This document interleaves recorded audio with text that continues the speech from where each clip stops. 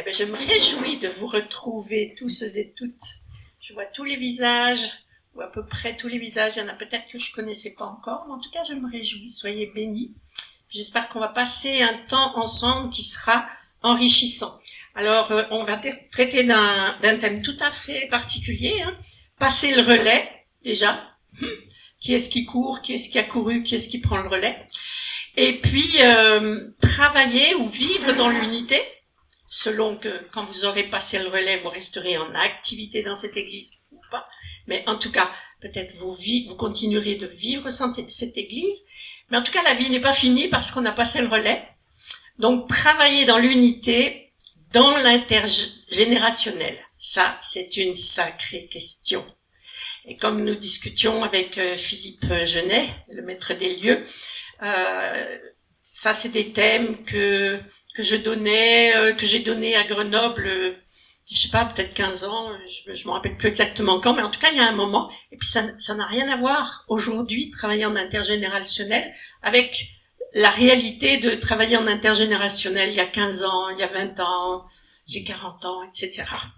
Alors, j'ai pas de recette de cuisine toute faite, donc si vous êtes venu en vous disant super, elle va nous dire comment on passe le relais de façon magique, eh ben, dommage, ça sera pas le cas. Mais par contre, on va regarder comment on peut se poser des bonnes questions, des questions aidantes, comment on peut quand même éviter de commettre certaines erreurs, et puis voilà, comment on va s'entendre entre générations, puisque finalement, qui prend le relais quand vous partez? Je suppose que quand vous partez, c'est que vous n'avez plus 30 ans. Alors, ça veut dire que ceux qui reprennent, imaginons que vous ayez 60, 70 ou plus, ceux qui reprennent, ça ne peut pas être ceux de votre génération, ce serait dommage. Enfin, ça peut servir de relais pendant un temps, mais idéalement, on va dire, c'est pas cela. Donc, c'est vraiment de l'intergénérationnel dont on va parler. Est-ce que vous avez des attentes par rapport à ce sujet, au fait? Est-ce qu'il y a des questions, des attentes d'abord, où vous vous dites, ah, j'espère que je vais trouver ceci ou cela, à part les recettes de cuisine toutes faites? Pas d'attente particulière? Pas de timidité quand même? Vous dormez pas, hein? Bon, ça me rassure. Alors voilà, on va commencer par qui dit passer le relais, dit partir. Mais qui dit partir, dit accueillir. Vous n'allez pas partir et puis il se passe rien derrière vous. Vous n'allez pas travailler toute une vie ou je ne sais pas combien d'années de votre vie pour regarder ça partir à la dérive. Donc qui dit partir, dit accueillir, et qui dit passer le relais, dit aussi reconstruire, construire quelque chose. Donc, on va regarder comment on peut se poser les bonnes questions. En fait, ce qu'on voit, c'est que la relève dans l'Église, mais c'est vrai partout, la relève, ça va passer par l'intégration des jeunes dans vos équipes, dans vos pratiques. Ça va passer par, évidemment, une préparation pour vous. On va voir ça tout à l'heure. Mais ça va passer aussi par l'excellence d'un recrutement. Qui va prendre la relève? Il faut la trouver, la bonne personne. Et je suppose que... J'ai un micro? Oui. Je suppose que quand vous pensez à la relève, vous regardez qui est dans l'église et vous vous dites, mais qui pourrait passer après moi? À qui je pourrais bien transmettre ce flambeau? Et parfois, certains, vous vous dites, ben non, mais ça peut pas être quelqu'un de l'église, parce que si c'est quelqu'un qui a vécu tout ce qu'on a vécu dans l'église, ben finalement, quasiment cette personne à mon âge, si elle a vécu la croissance de l'église, et puis si elle a tout vécu, ben comment parler de renouveau, alors qu'on a besoin de renouveau? Et quand vous prenez le problème différemment, vous vous dites, il faut que ça soit des jeunes, mais comment on fait pour les mobiliser? Parce que si vous êtes arrivé là où vous en êtes arrivé dans votre église, et elle n'a pas besoin d'être grosse, votre église, pour que vous ayez connu tous les strates, à la fois de ce qui construit, à la fois de ce qui déconstruit une église ou un groupe. Donc, qui va pouvoir? Comment sont structurés les jeunes? Avec qui? Est-ce que c'est la trentaine, la quarantaine, la cinquantaine? Enfin, qui va reprendre? Ça veut dire que pour passer le relais, il y a des questions à se poser sur soi, donc il s'agit de vous. Il y a des questions à se poser sur celui qui va prendre la succession, et je dis celui qui va prendre la succession. Peut-être certains d'entre vous, vous direz non, chez moi c'est une femme, je ne sais pas, mais c'est aussi une polémique qu'on va aborder. Et puis, il est question aussi des membres de l'Église. Comment eux vivent cette histoire? Tiens, notre pasteur, notre couple pastoral va passer le relais. Ah ouais, mais nous on les aime, ouais, mais nous on y tient, nous on avait l'habitude. Donc en fait, passer le relais, c'est aborder déjà au moins sous 3 angles différents cette question de succession. On va voir aussi comment on réussit une succession. On va pas trop voir comment on la plante, mais on va voir comment la réussir et éviter de la planter. Et puis, on va voir cette question, on va mettre un accent demain particulièrement sur cette question de l'intergénérationnel, c'est-à-dire comment ça marche par génération, comment ça fonctionne dans la tête et dans leur cœur. Non pas pour juger, non pas pour dire ils sont trop ceci et pas assez cela, juste pour faire un constat. Puis le constat, c'est pas moi qui l'ai fait, ce sont des sociologues, des gens qui étudient les mouvements de société et qui ont tout simplement fait leur rapport et j'ai regardé ce qu'ils ont dit. Voilà. Donc, on va regarder comment intégrer les jeunes, aussi comment repérer les talents. On avait déjà travaillé là-dessus l'an dernier, comment on lève des leaders. On avait travaillé, donc je ne vais pas trop y revenir puisqu'on l'avait vu l'an dernier, mais comment on fait aussi pour créer des alliances entre générations. Ce qui est important pour eux, c'est pas ce qui est important pour vous. Et ce qui est important pour vous, peut-être eux, ils en ont carrément rien à faire. Donc c'est pas facile de créer ces alliances. Et puis on va voir comment transformer les freins en atouts. On va voir que passer le relais, c'est une sacrée remise en cause. Et comment partir tranquille, serein. Parce qu'en fait, si vous voulez passer le relais, quel que soit votre âge, je suppose que derrière, vous n'avez vraiment pas envie de vous tourmenter avec ce qui peut se passer, avec le sentiment que le fruit de votre travail est gâché, avec la peur parce que vous ne feriez pas confiance ou parce que vous avez des doutes. Alors là, vous ne partiriez pas tellement serein. Donc en fait, l'idée, c'est que quand vous allez passer le relais, derrière, voilà, c'est calé, vous savez que ça va rouler sans vous, et puis je dirais pas que vous allez partir en retraite, parce que je fais partie des gens qui croient qu'avec le Seigneur, nous sommes des retraités ne pratiquant pas la retraite. C'est-à-dire que le ministère, c'est quoi? C'est être au service, et ça, à mon avis, c'est jusqu'au dernier souffle. Mais donc, il y a quand même des choses qui vont se transformer dans vos vies.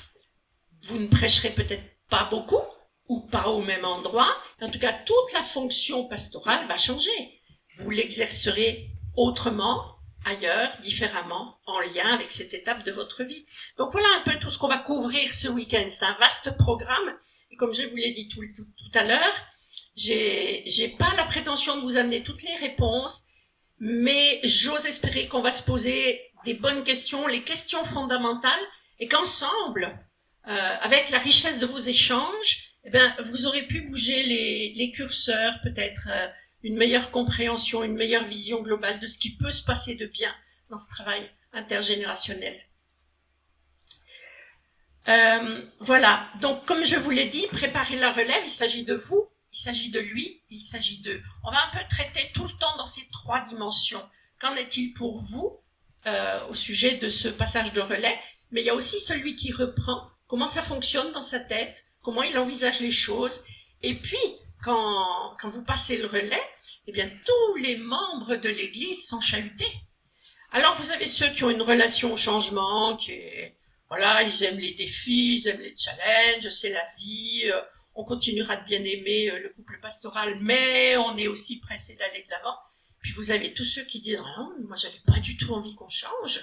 Et qui peuvent dire aussi mais ça me plaît bien le changement, c'est vrai, il faut changer, mais en même temps qu'ils vont s'accrocher aux habitudes, s'accrocher à l'histoire, s'accrocher au passé.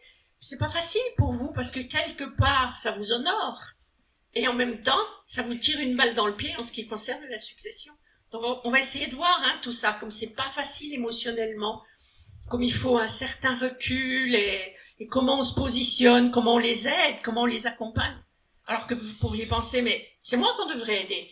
Ben oui, aussi, mais voilà, si les membres veulent tellement vous honorer qu'ils vous disent d'un côté, oui, c'est bien de passer le relais, mais de l'autre côté, oh non, mais c'est moins bien qu'avec toi, et on aime moins, on l'aime bien, mais il n'a pas l'expérience, il n'est pas comme toi, et ça va pas aller. On va le soutenir, mais, vous voyez ce que je veux dire? Alors, d'un côté, vous pouvez être tenté de dire, bah quand même, les gens m'aiment, ça fait du bien. Et c'est vrai que ça fait du bien. C'est de la reconnaissance et c'est vrai que ça fait du bien. Mais votre posture fait la différence. Parce que si vous encouragez ça, eh bien, autant vous dites à votre successeur, je vais tout faire pour te faciliter la vie, autant finalement il ne pourra pas prendre les rênes parce que vous ne les lâcherez pas. Vous les auriez lâchés officiellement. Mais en réalité, dans la relation avec les membres, la relation affective, émotionnelle va complètement bugger le système. C'est-à-dire que une succession au-delà des personnes, il s'agit de qui? Il s'agit de l'Église de Dieu. Et si on parle d'un gros bateau qui s'appelle l'Église de Dieu et qui vogue sur les mers, eh bien, peut-être c'est vous qui avez créé peut-être même ce bateau et qui l'avez mis jusqu'à naviguer vraiment au large et malgré les tempêtes. Et bien sûr que vous voudriez pas voir ça se fracturer. Mais le passage de relais fait au bon moment et comme il faut garantit la destination. Or, que diriez-vous d'un capitaine qui veut pas lâcher la capitainerie? Peut-être il lâche le gouvernail, mais comme il est dans la capitainerie, rien n'est normal. C'est compliqué émotionnellement. C'est vraiment compliqué. D'un côté, il y a besoin de vous, mais de l'autre côté, il y a un temps pour lâcher. Et pour lâcher, il faut être prêt à vivre autre chose. Or, toute votre vie a été investie là-dedans. Toute votre vie, peut-être, ou en tout cas un sacré paquet d'années, vous avez été pasteur et épouse du pasteur. Et il faut lâcher. Qui sommes-nous quand nous ne sommes pas ce que nous faisons? C'est compliqué. Qui devenons-nous? Alors on va parler de tout ça, là je vous pose beaucoup de questions. Et mettons-nous aussi, on va se mettre aussi à la place de celui qui reprend et qui se dit d'un côté je me réjouis, de l'autre côté je m'angoisse, de l'autre côté il y aura passage de relais, mais on me donne le relais mais on ne le lâche pas, qu'est-ce que je peux faire? Vous voyez, toutes ces insécurités, toutes ces confusions, à la fois elles sont normales, mais l'idée de ces séminaires, c'est de vous apprendre à vous positionner pour que ces étapes inconfortables, normales, durent quand même le moins longtemps possible. Et que vous entriez le plus rapidement possible et le plus sereinement possible dans l'étape vraiment d'un passage de relais réussi avec un repreneur content et vous content aussi. Ce serait idéal, non? C'est un peu notre objectif de voir comment on peut réaliser ça. Qu'est-ce qui nous permet de réaliser ça? Alors, assurer la relève, c'est réussir sa succession. Et j'ai une bonne nouvelle, c'est pas parce que vous êtes mort. Bon, enfin, je vous le souhaite. J'espère que la succession dans votre église va se passer avant un drame. Mais il faut bien reconnaître, ça arrive que la succession se passe parce qu'il y a un drame. Et là, oui, Jean-Bernard, c'est bien ce qui t'est arrivé. Et puis là, on fait 2 tours dans les chaussures, on s'apprête rapidement, et puis allez, on apprend à marcher en marchant. C'est quand même pas idéal. Bon, mais cette génération-là a pu le faire. En tout cas, réussir sa succession, une des clés, c'est de bien la préparer. Et de prendre le temps de la préparer. Vous pourriez me dire, il y a longtemps que je suis prêt, mais je trouve personne. Ça fait 10 ans que j'attends. Peut-être, vous me diriez ça. On va voir en tout cas comment la préparer idéalement et comment recruter aussi. Une succession réussie, c'est aussi le changement dans la continuité. Alors, c'est pas comment faire plus de la même chose. Hein. C'est on change. Parce que c'est vous, et c'est pas quelqu'un d'autre, qui avez mené cette église là où elle est, et qui avez fait tout le travail que Dieu vous a donné à faire. Peut-être que vous n'avez pas réalisé ce que vous auriez voulu réaliser, mais vous avez réussi, c'est sûr, ce que Dieu vous a donné à faire. Et ça, c'est essentiel. Et notre vision de la réussite n'est pas la même que la vision de Dieu. Je suis pas sûre que les disciples ou tous les personnages importants de la Bible avaient la même vision de la réussite que ce qu'ils ont vécu avec le Seigneur, que ce que le Seigneur leur a donné de vivre. Et pourtant, nous savons qu'ils ont réussi leur vie. Mais est-ce que c'était leur vision de la réussite? Humainement, notre vision de la réussite dans le ministère, c'est accompagné de succès, c'est accompagné de bonheur, c'est accompagné de ce qu'on appelle des bénédictions, mais qui sont souvent charnelles. On est nombreux, on a eu plein de baptêmes, on a eu plein de mariages, on n'a pas eu de problème. Ah ben déjà, si vous n'avez pas eu de problème, je doute que vous soyez pasteur dans une église chrétienne. Je ne sais pas où vous êtes pasteur, mais on n'a pas rendez-vous au même endroit. Vrai ou faux? Votre expérience dit quoi? Hein? Vrai? Bon, ça me rassure. Donc, il faut que ça change. Il faut que ça change. Pourquoi? Ben parce que les générations se succèdent et la vie en société aussi bouge. La conjoncture d'il y a 10, 20 ou 30 ans n'est pas la même aujourd'hui. Et les gens qui arrivent à l'église ne sont pas les mêmes. C'est même pas les mêmes qu'il y a 10 ans. En tout cas, voilà. Quel est le public que votre assemblée est chargée d'accueillir, de nourrir, d'accompagner, de guérir et de délivrer? C'est pas forcément le même public qu'il y a 20 ou 30 ans.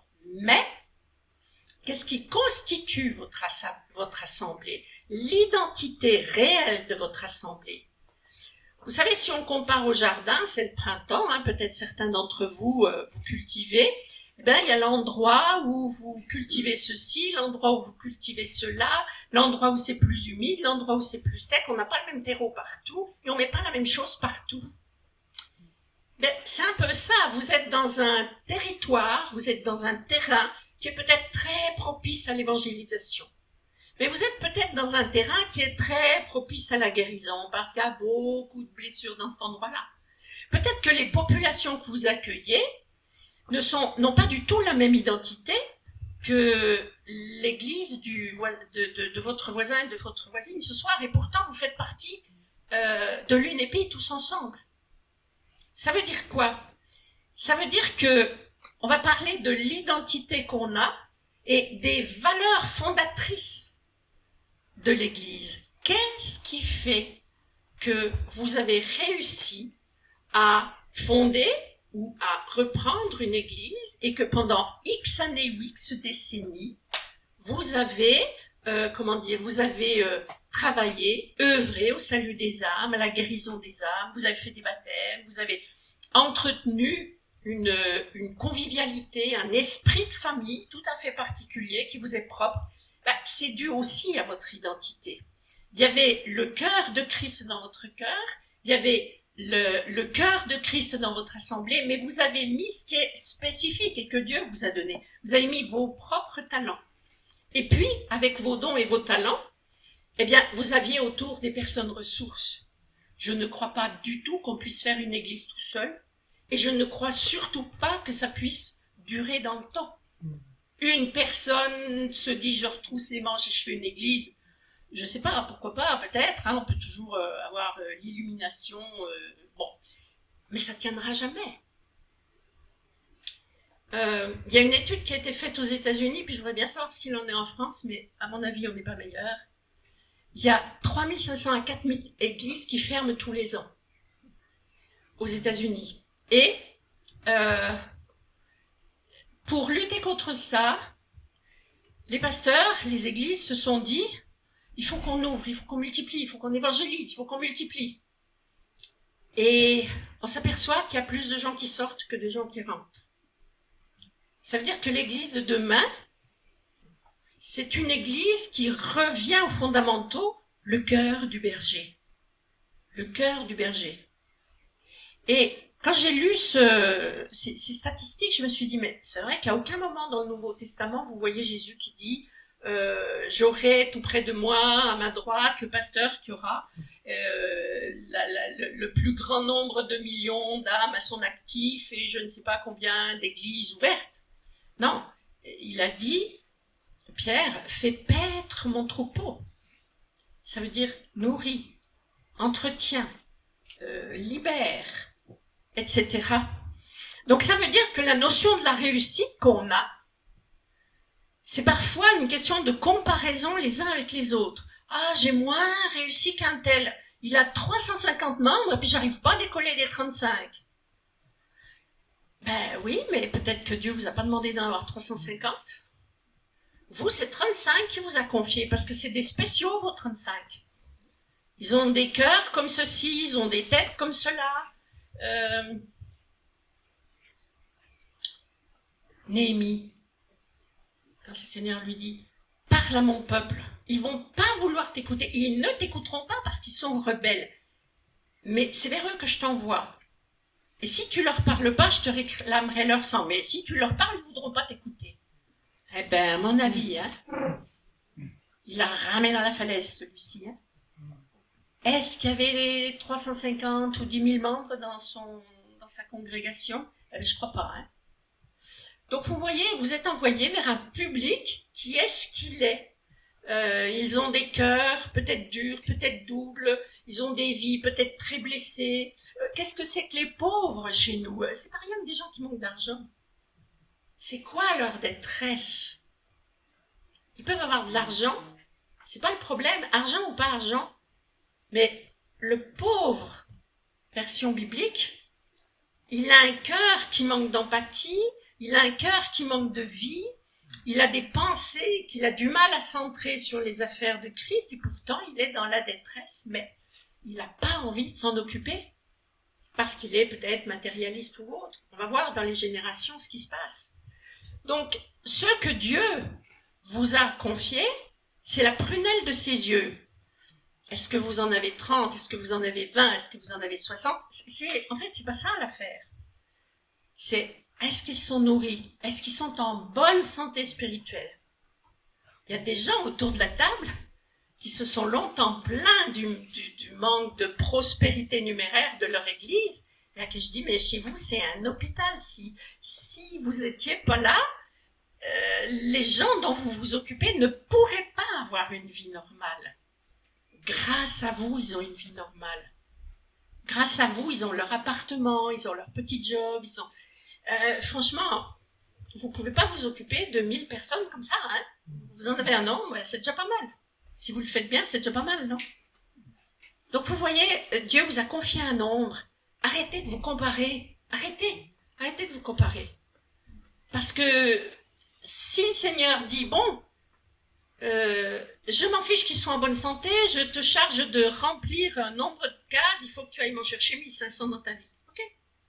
C'est votre job. Mais c'est rarement ça votre appel. Vous l'avez reçu, votre appel, vous le connaissez ou vous l'avez oublié, déterrez-le, dépoussiérez-le.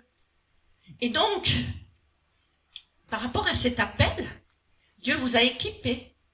Il vous a donné des dons, des talents, des tournures d'esprit, des façons de ressentir les choses, une sensibilité tout à fait particulière. Alors bien sûr, vous passez le relais, quelque chose va changer, mais pas ça. La personne qui doit vous succéder, elle doit avoir les mêmes valeurs. Il faut qu'elle ait la même valeur. Voyez-vous, si vous êtes chargé de vous occuper d'une maternité de petits poissons, essayez de ne pas embaucher un requin. Ça va lui servir de pique-nique, c'est dommage. Vous avez bossé toute une vie pour l'aquarium de petits poissons, pour qu'ils aillent bien. Faites gaffe quand même. Vous avez peut-être compassion d'un petit crocodile qui a perdu sa mère, mais si vous le mettez dans votre baignoire, un jour vous lui servirez de pique-nique. Faites gaffe. Vous voyez ce que je veux dire? Donc votre identité profonde, les dons, les talents, ce qui fait que vous êtes une personne précieuse, c'est ça que vous devez transmettre. Alors après, peut-être que votre successeur, vous êtes un petit blond puis lui un grand brun, on s'en fout. Peut-être que vous aimez boire le café tous les mercredis avec une partie des membres de votre église et puis lui, il en a rien à faire du café et puis il fera jamais ça. C'est pas grave. De quelle façon, lui, va transmettre la convivialité, l'amour, le sentiment que la personne, elle a de l'importance à ses yeux. Comment il va donner à l'autre le sentiment d'être précieux aux yeux de Dieu en étant précieux pour le pasteur. Après, il le fera d'une façon différente de vous, c'est pas grave. Pourvu qu'il ait ce même cœur. C'est pour ça que je parle de continuité dans le changement. Qu'est-ce qui est très important? Qu'est-ce qui a été fondateur? Pourquoi vous avez relevé le défi un jour d'être pasteur? Et pourquoi votre femme vous a suivi? Elle vous aime, d'accord. Elle était aveugle, d'accord. Mais enfin, entre-temps, elle avait des lunettes sur les réalités. Non? Et pourtant, elle est restée, elle est là avec vous. Donc, elle y a vu quelque chose de bon en vous, quelque chose de spécial. Ah, vous pourriez dire, oh, mais Elisabeth, tu brosses notre ego dans le sens du poil.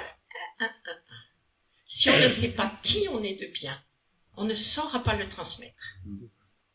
Si vous ne connaissez pas la valeur de la pépite que Dieu a vue en vous, vous ne saurez pas comment rechercher la pépite dans le cœur de l'autre. Donc, il faut aller à cette évaluation. Qui suis-je de bien? Qui suis-je de spécial? Pourquoi Dieu m'a appelé? Bon, il prend les choses faibles pour confondre et ok. Sans doute que votre parcours, n'ayant pas été parfait, ça vous a promu au rang de personne idéale. Mais, en dehors de ça, Dieu a mis des choses en vous qui sont tout à fait particulières et tout à fait adaptées. Peut-être vous dites, j'ai mauvais caractère, ou peut-être votre femme dira, il a mauvais caractère, et moi je vous dis, mais ça c'est le caractère que Dieu vous a donné. Donc vous avez une façon de communiquer, vous avez une façon d'aimer, vous avez une façon de promouvoir la vision, et c'est, c'est dans votre intimité avec Dieu. Et le caractère spécial et le caractère précieux, il faut que vous en preniez conscience, parce que ça, vous devez le repérer dans l'autre. Si par exemple, vous avez un don pour voir vraiment comment les choses doivent s'organiser, comment elles doivent se mettre en place, ou si vous avez vraiment un don pour voir le cœur des gens, les gens particulièrement blessés ou particulièrement ceci ou cela. Alors, c'est ça que vous devez transmettre. Bien sûr, vous allez transmettre un bâtiment, un nombre de chaises, la couleur d'un mur, mais vous savez, ça va changer. Vous aurez travaillé toute une vie pour des murs de telle couleur et puis des chaises de telle catégorie. Il faut 8 jours pour que ça change. Une coulée de boue, puis on n'en parle plus. Donc, c'est pas ça, la transmission. La transmission, quelles sont les valeurs fondatrices? Et, j'ajoute, grâce à qui vous y êtes arrivé? Alors, tout le monde me dira, le Seigneur, le Saint-Esprit, Jésus, Dieu Tout-Puissant. Oui, c'est certain. Mais, si vous n'aviez pas eu à côté de vous des personnes précieuses, super précieuses, des gens qui prient, des gens qui répondent présents quand on les appelle, des gens qui retroussent les manches quand il y a du boulot, des gens qui salissent les mains quand il faut aller chercher les derniers des derniers, qui se vautrent dans le péché ou je ne sais quoi. Ils étaient là. Ne serait-ce que des gens fidèles, incroyablement fidèles dans le spirituel. Sans eux, soyons clairs, vous n'auriez pas réussi. C'est peut-être votre maman qui ne pouvait pas quitter sa chaise, mais qui priait, qui faisait trembler l'enfer. Donc voyez-vous, pour préparer la retraite, il faut d'abord faire une espèce d'état des lieux. Qui est-ce que j'étais de bien qui fait que le Seigneur a misé sur moi? Et cette personne, elle a évolué. Qui suis-je? Comment le Seigneur m'a fait évoluer? Qu'est-ce que c'était les ressorts précieux? Et après ça, j'étais entourée de qui? Quelles étaient mes personnes ressources? Dans la prière, dans l'action, dans l'organisation, dans la complainte aussi. Quand c'était dur, vous alliez pleurer sur l'épaule de qui? Peut-être de votre femme, peut-être pas. Qui étaient vos personnes ressources? Pour l'Église, mais pour vous aussi. Pour vous en tant que ministère. Au-delà de l'ami, au-delà des amis. Qui est-ce qui a soutenu votre ministère? Parfois même financièrement, c'est possible aussi. Donc vous voyez, ce que vous allez transmettre, c'est bien autre chose qu'une façon de prêcher, c'est bien autre chose qu'un bâtiment bien ordonné, c'est bien autre chose que la boîte à finances. Mais c'est important quand même. Mais bon, tout ça, ça change et ça se révolutionne vite. Ça se remplit vite et ça se vide vite. Donc assurer la relève, c'est réussir sa succession et être particulièrement conscient de ce qu'il faut transmettre pour que ça continue de marcher. Également, j'aborde un point. Vous pourriez dire, oui, mais je vais transmettre tout ça, et puis c'est le successeur qui va tout réussir parce qu'on dira qu'il a la baraka. Et moi, j'ai ramé pendant 40 ans. Ben oui, c'est vrai, il a fallu enlever les racines, il a fallu défricher, enlever les cailloux, enlever les pierres, rendre le terrain fertile. Ben, parfois, dans certains terrains, avant que ce soit un terrain qui produise, il y avait du boulot et vous avez mouillé la chemise. Et vous avez attrapé des crevasses dans les mains. Et puis oui, celui qui y passe, il sème, ça pousse, il récolte, gloire à Dieu, c'est facile pour lui. Ben, c'est facile pour lui parce que ça a été dur pour vous. Gloire à Dieu, vous étiez sur le même terrain, dans la même mission, vous avez le même patron. Ça, c'est facile à dire quand on a du recul, mais émotionnellement parlant, c'est pas tout à fait facile à vivre. Parce que j'ai déjà vu ça dans des successions avec ceux qui se glorifient, celui qui arrive et qui est un peu immature dans un sens, ou peut-être qu'il y a un ego qui a dépassé la taille de son chapeau, il faut voir. Mais en tout cas, et qui va dire, ouais, ben on fait ci, on fait ça, c'est facile, voilà, on a fait ceci, on a fait cela, on a mis telle action, et puis on a réussi, comme si cette personne, elle a un pouvoir magique, ou comme si elle a tellement d'énergie, ou tellement de je ne sais pas quoi, d'intelligence, de je ne sais pas quoi. Et vous êtes là, vous dites, mais moi je me sens humiliée alors. J'ai ramé. Et puis on n'a pas eu ce résultat-là. Et j'ai envie de vous dire, ben oui, parce que vous étiez chargé de préparer le terrain. Vous étiez chargé de toute cette préparation. Et gloire à Dieu, il était bien préparé, ce terrain. Et vous l'avez fait avec persévérance, avec résistance, avec courage, avec détermination. Mais il ne faut pas croire que la réussite de l'autre, qui est différente de la vôtre, elle est aux yeux de Dieu quelque chose de plus réussi que ce que vous avez fait. Vous voyez ce que je veux dire? C'est-à-dire que la vision humaine de la réussite, c'est abject aux yeux de Dieu. C'est pas comme ça que lui regarde. C'est pas comme ça qu'il regarde. Du tout. Donc la vision de votre réussite, c'est qu'est-ce que vous aviez, comment vous avez fait progresser tout ce que vous êtes, toute votre identité, et du coup, jusqu'où vous avez amené cette église. Mais peut-être qu'elle n'a pas grandi en nombre. Mais j'allais dire, on s'en fiche. Ils sont en bonne santé spirituelle. Vous avez fait le mieux que vous pouviez, et surtout, vous étiez sur un territoire, et j'ajoute, dans un temps donné, dans une génération donnée, qui n'était pas forcément une génération facilitante. On passe après quelqu'un, et quelqu'un va passer après nous, et on a une tranche d'action dans un temps donné, et on fait avec ça. Il y avait la génération d'après-guerre, maintenant ils sont dans la génération tout réseau. On n'a pas les mêmes problématiques du tout. Pas du tout. Donc bien sûr, aujourd'hui, si on dit je voudrais remplir mon église avec, je me mets le défi que 1500 personnes auront cliqué, 1500 c'est rien, enfin 1500 personnes auront cliqué sur notre site, peut-être 1500 personnes auront passé la porte de notre église.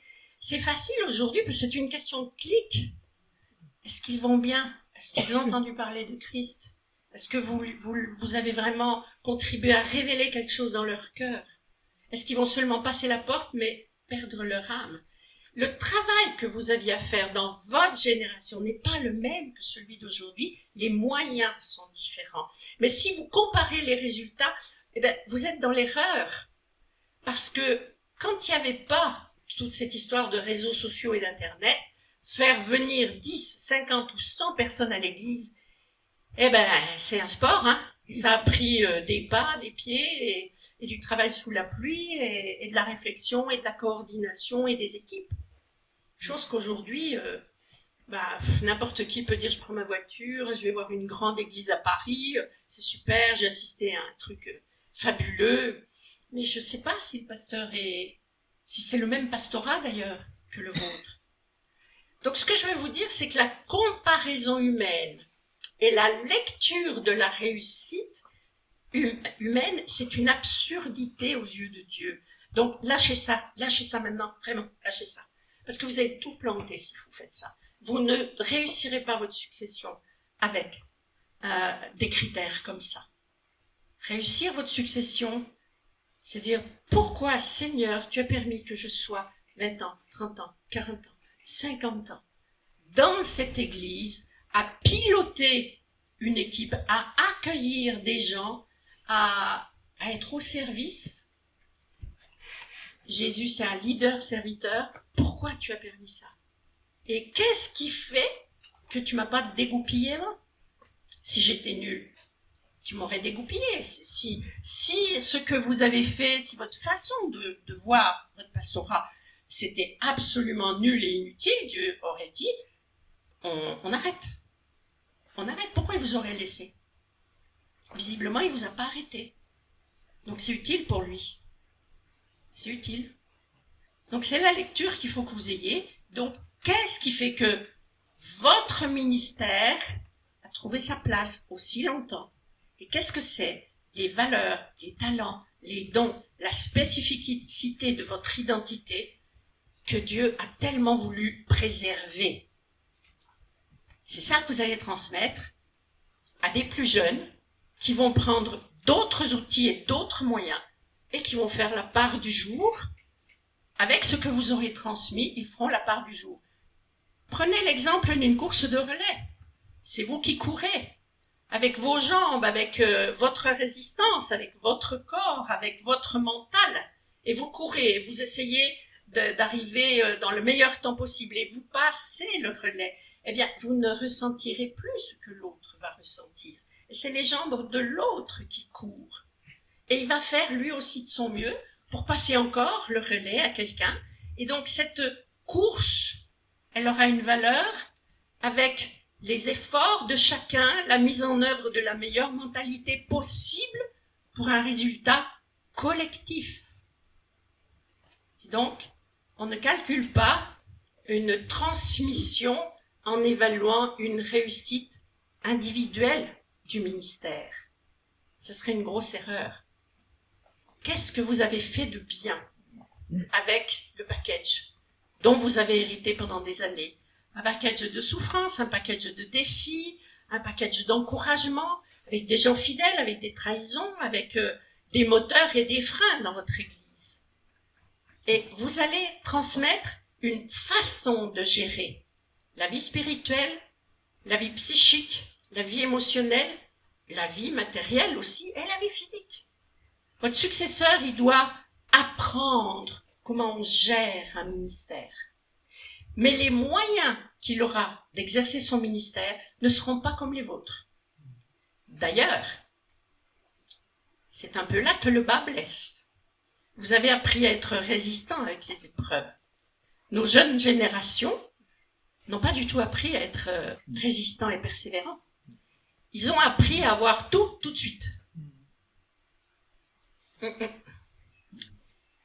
Prions qu'ils n'ont pas les mêmes épreuves et prions que les épreuves ne leur demandent pas de la résistance, parce que là, on aura des églises châteaux de cartes.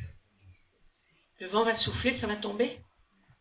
Donc vous voyez que l'identité de celui qui va vous succéder, c'est pas forcément l'identité de celui qui met sa valeur dans la mode, dans les moyens à la mode. Il va les utiliser, les moyens à la mode, bien sûr. Il ne faut pas qu'il y ait mis son identité.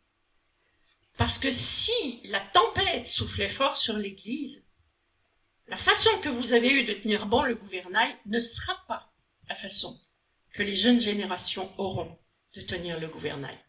Ils auront une autre façon. Ils auront une autre façon d'être résistants. Mais prions qu'ils soient résistants. Parce que la tempête va souffler. Mais ils n'ont pas appris ça depuis tout petit. Hein. Donc vous voyez, la continuité dans le changement, c'est... Mais qu'est-ce que je transmets au fait? C'est quoi ce que je transmets? C'est pas la famille Intel qui s'entend pas avec la famille machin. C'est pas les 5 enfants de trucs qui veulent partir et qui font des bêtises et qui doivent pas influencer les 2 enfants de l'autre. C'est pas, mais c'est aussi du système relationnel. C'est qui vous êtes de bien et pourquoi vous y êtes arrivé. Pourquoi vous êtes là. Pourquoi vous en êtes là. Et comment vous en êtes là, moi je le lis avec, mais Dieu est content. De toute façon, soyons clairs, si ce que vous aviez fait n'était pas bon et si Dieu n'était pas content, vous ne seriez plus là.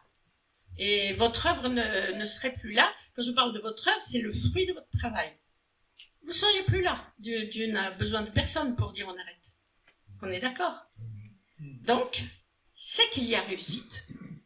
Il faut regarder, pour bien réussir la succession, il faut regarder ce que vous vivez. Bien sûr, quand je vous dis ça, peut-être devant les yeux, vous dites, oui, mais moi je me rappelle de telle galère, je me rappelle de tel coup dans le dos, puis je me rappelle de là, mais c'était dur, puis je me rappelle de là, mais on en a bavé. Peut-être vous avez des souvenirs comme ça, puis des faits réels. Je ne suis pas en train de vous dire que ça n'a pas existé. Je suis en train de vous dire oui, mais comment Dieu vous a fait gagner dans vos circonstances? C'était quoi les miracles dans les circonstances? Commencez voir à les cueillir. Commencez à vous souvenir des miracles.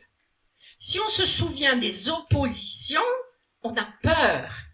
Mais si on dit, il y avait des oppositions et sans la main de Dieu, j'y serais pas arrivé, alors qu'est-ce qui a fortifié votre foi? Et comment vous allez transmettre la façon de fortifier la foi? Donc commencez à voir vos épreuves comme des réussites. Parce que dès que vous êtes né, Dieu savait qu'il voulait vous mettre dans le ministère et il vous a formé depuis tout petit. Votre place dans la fratrie, le nombre de frères et sœurs, l'entente ou la mésentente, tout vous a formé. Tout vous a formé. Vous aviez des bons parents, vous aviez des parents moins bons, vous aviez des parents, vous n'en aviez pas. Tout ce que vous avez vécu vous a formé pour le ministère. Et regardez comment Dieu, de façon miraculeuse, a poussé les murs pour vous. Comment il vous a fait avoir les victoires. Et comment on fait ça? Vous pourriez vous dire, Elisabeth, comment je fais pour comptabiliser ça? Parfois, par rapport à un événement, moi je me dis, mais quel est donc le projet du diable dans cette situation? Vous voyez, par exemple, je prends un coup, vraiment. Récemment, donc, je dois partir pour coacher un responsable.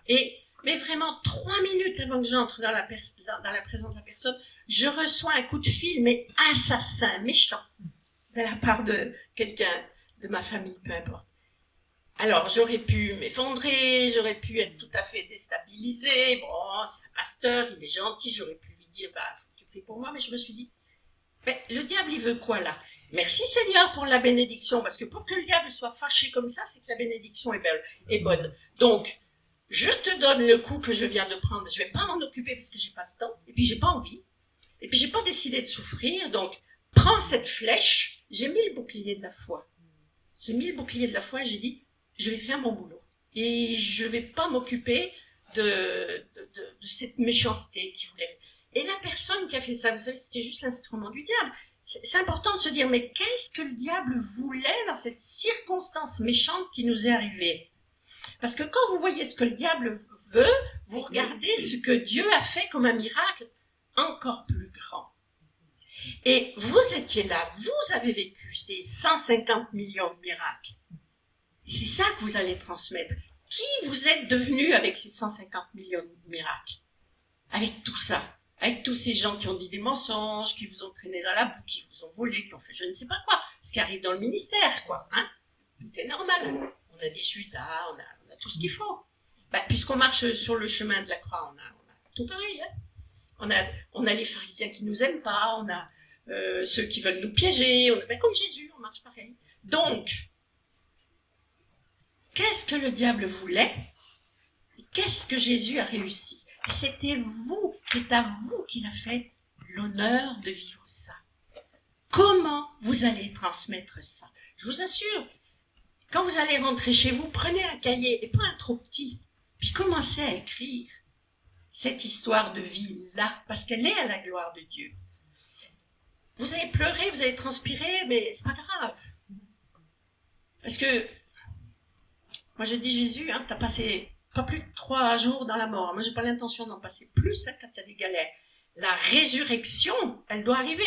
L'esprit de résurrection. Et comment vous vous êtes saisi de cet esprit de résurrection dans vos situations? Comment vous avez appris à passer de 15 ans de souffrance à 3 mois de souffrance? Et comment vous avez appris à passer à 2 minutes de souffrance alors que le projet du diable était de toute façon de vous dézinguer? Comment vous avez fait ça? Comment vous avez fait ça? Donc vous voyez, ce que vous allez transmettre, c'est ce que vous êtes de bien, mais ce que vous avez appris. Et ce que vous allez transmettre, c'est aussi toutes les personnes ressources par lesquelles ça a été possible.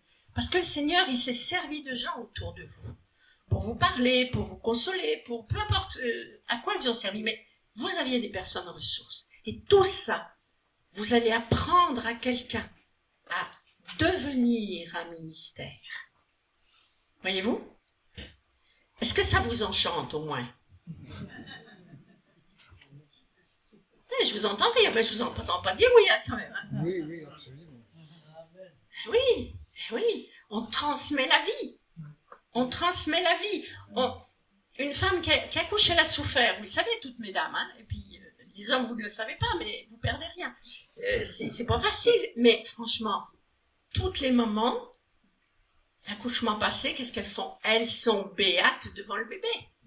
Elles sont béates devant le bébé. Elles sont franchement, elles gagatent devant cette petite vie.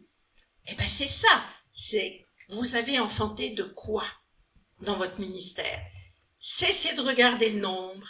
Cessez de vous dire oui, mais c'était des vieux, oui, mais c'était des femmes, oui, mais arrêtez de dévaloriser ce que vous avez fait. Parce que ce que vous avez fait, c'est Dieu qui vous a aidé à le faire, puis c'est le fruit de miracle. Donc, commencez à le glorifier pour tout ce que vous avez fait, alors que le diable voulait absolument vous fusiller. Donc, vous voyez la continuité dans le changement. Oui, il y aura de la révolution. Oui, peut-être votre successeur, d'ailleurs, regardez, là, les murs, ils ont été repeints. Mais c'est tout de l'accessoire, tout ça. Il y a des choses qui vont changer. Mais ce qu'il faut que vous transmettiez, c'est ce qui est fondamental, constructif, nourricier, important parce que c'est... J'ai une question. J'ai bien entendu que tu disais qu'il était important de déterminer les valeurs fondamentales de l'Église. Comment pouvons-nous les déterminer? Parce qu'il peut y avoir des valeurs qui soient justes, mais aussi des valeurs qui soient peut-être, qui sont peut-être un peu... Je prends l'exemple... plus simple, peut-être qu'une valeur fondamentale dans une église, c'est on aime être en petit comité et puis avoir des gens qui nous ressemblent par exemple. Oui. C'est peut-être pas forcément une bonne valeur fondamentale. Donc d'abord, comment faire ressortir ces valeurs fondamentales? Parce que je peux avoir des valeurs fondamentales en moi que je veux transmettre, mais l'église aussi en moi. Et donc comment déterminer, comment les lister, comment déterminer, désolé, je suis vraiment dans la question, mais je veux être précis. Et comment leur permettre d'exister et d'être... Parce qu'il me semble qu'il faut aussi les partager, ça, ceux qui reprennent le relais derrière. Comment le faire? Alors, c'est une recherche qui va se faire d'une façon séquencée. D'abord, faites une recherche sur vous. C'est quoi mes valeurs fondamentales, et notamment depuis que je suis dans le ministère. C'est vous et Dieu.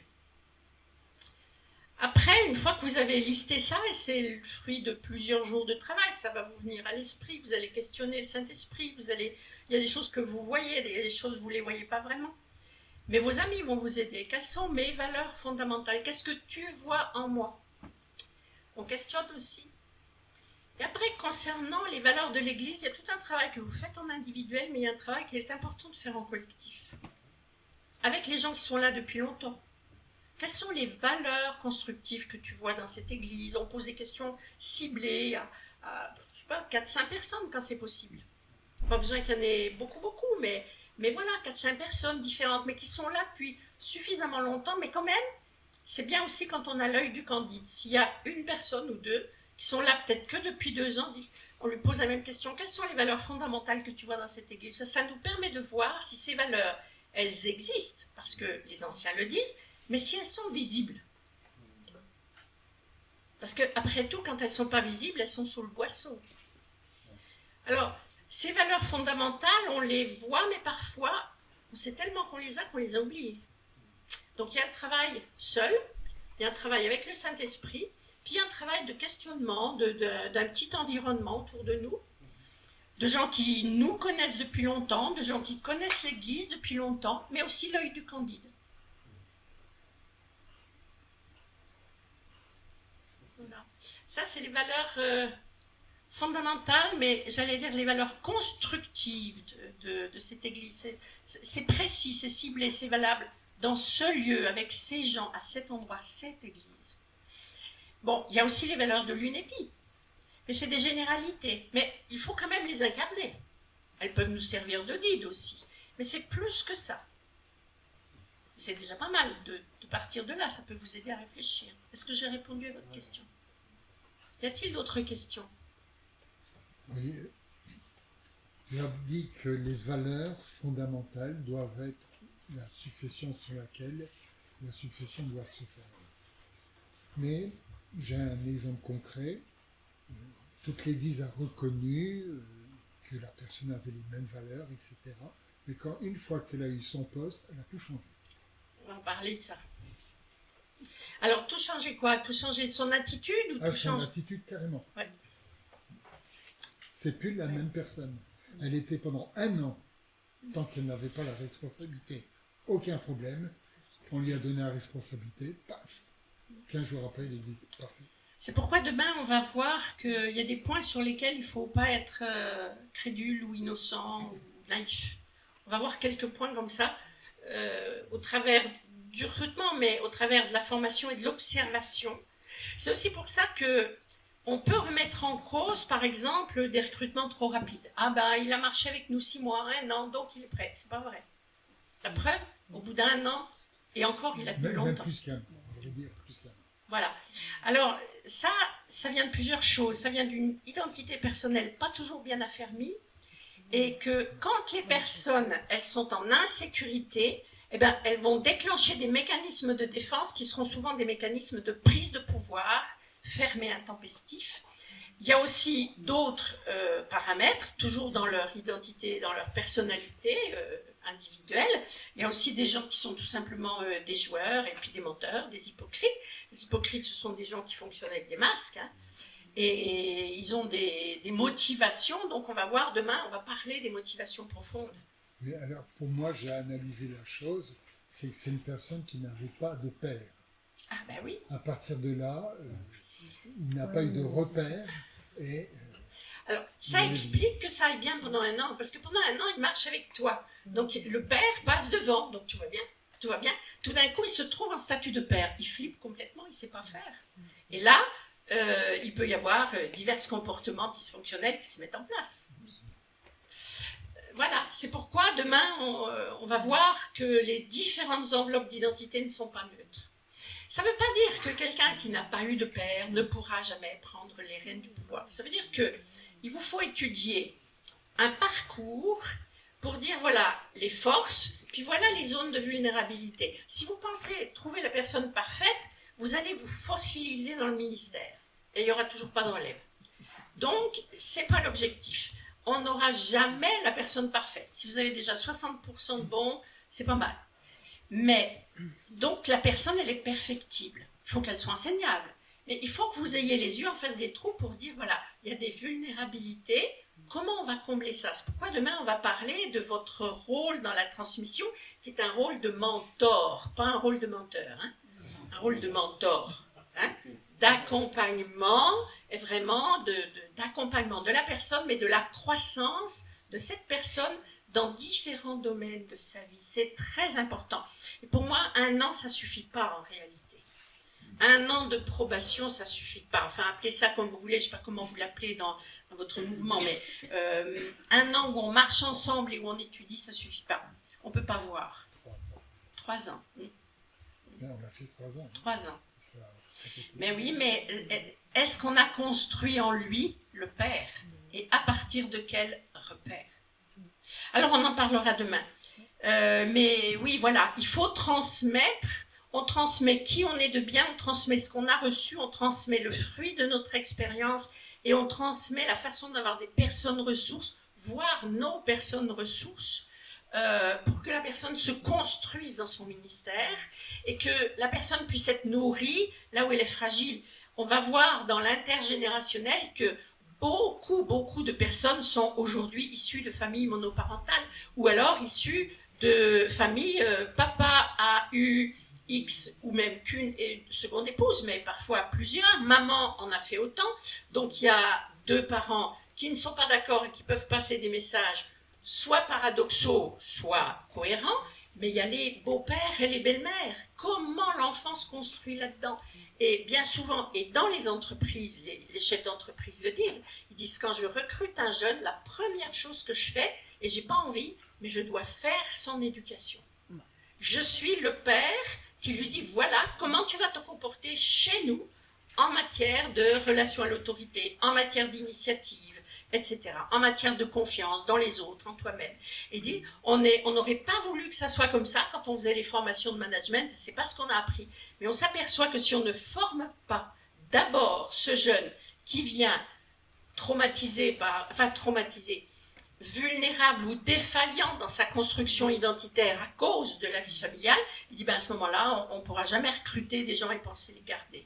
On aura un turnover pas possible, on n'aura pas de fiabilité dans la qualité du travail, donc qu'est-ce qu'il faut faire? Ben, on retrousse les manches et on apporte ce qui manque.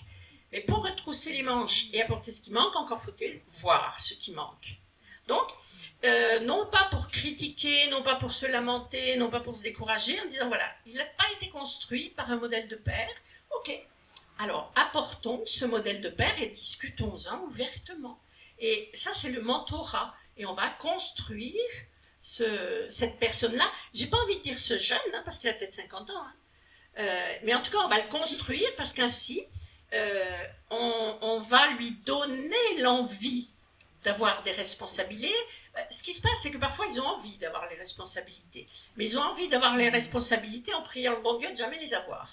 Ils sont paradoxaux. Et donc, vous donnez les responsabilités parce qu'ils avaient envie et vous l'avez vu. Et puis, vous vous retrouvez avec un retournement de situation parce qu'en fait, quand ils ont les rênes du pouvoir et les responsabilités, eh ben, ils deviennent grincheux, dysfonctionnels, pas fiables, paniqués, colériques. Et là, vous dites, j'ai plus le même, qu'est-ce qui se passe? Ben, parce qu'ils n'ont pas appris. Ils ne savent pas et ils ont peur. Partout où il y a de la violence, dans les mots, dans les actions, comme dans de la violence psychique, il y a de la peur. 99% des cas, c'est de la peur. Donc, peur de quoi? La peur de ne pas y arriver, peur de ne pas être à la hauteur, peur de faire du mal. Ils ont tellement peur de faire du mal qu'ils en font, etc. Donc, en fait, quand vous voyez que quelqu'un n'a pas été construit dans son identité personnelle, repérez ce qui manque et apportez-le. Il n'y a pas 50 solutions. Quand je dis apportez-le, vous, seul peut-être, mais vous en équipe. Ce n'est pas toujours une personne qui peut faire ça, réellement. Mais c'est qu'une question de croissance. On le débloque. On décoince sa situation. Après, on ne peut pas éviter qu'on est peut-être tombé sur le 1 pour 1000, qui est un fiefé menteur. Bon, ça arrive, mais c'est pas si souvent que ça, c'est le 1 pour 1000. Hein. Quand vous en aurez éclusé 1000 et puis que vous tomberez dessus, bon, mais faut pas se dire d'abord la personne était hypocrite ou menteuse. Non, il y a une défaillance qu'on n'a pas vue, il y a une vulnérabilité. Bon, comment on fait pour pallier ça? Et dans la construction identitaire, c'est de plus en plus fréquent.